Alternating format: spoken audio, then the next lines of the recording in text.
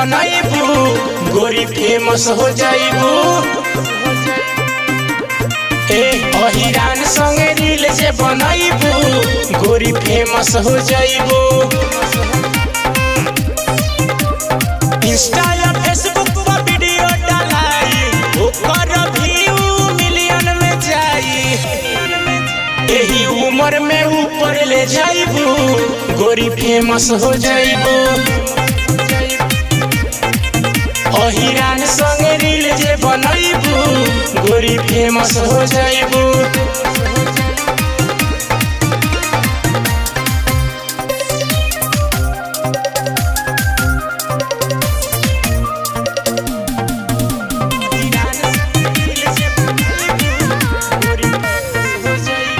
ऊपर नीचे के देखैबू जे साइज हाले में आईडी हो जाई मोनेटाइज।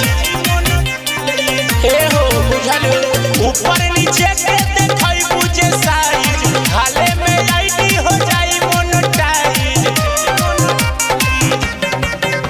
स्टार वाला लेवल पा जाइबू गोरी फेमस हो जाइबू। अहिरान संगे रील जे बनैबू गोरी फेमस हो जाइबू।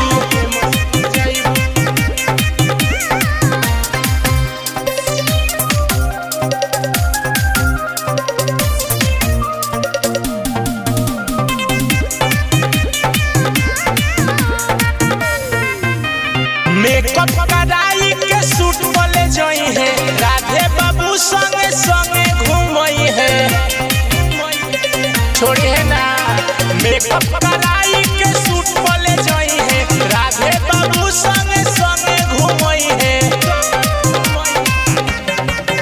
हिमलाल संगे डुएट करैबू गोरी फेमस हो जाइबू। अहिरान संगे रील जे बनैबू गोरी फेमस हो जाइबू।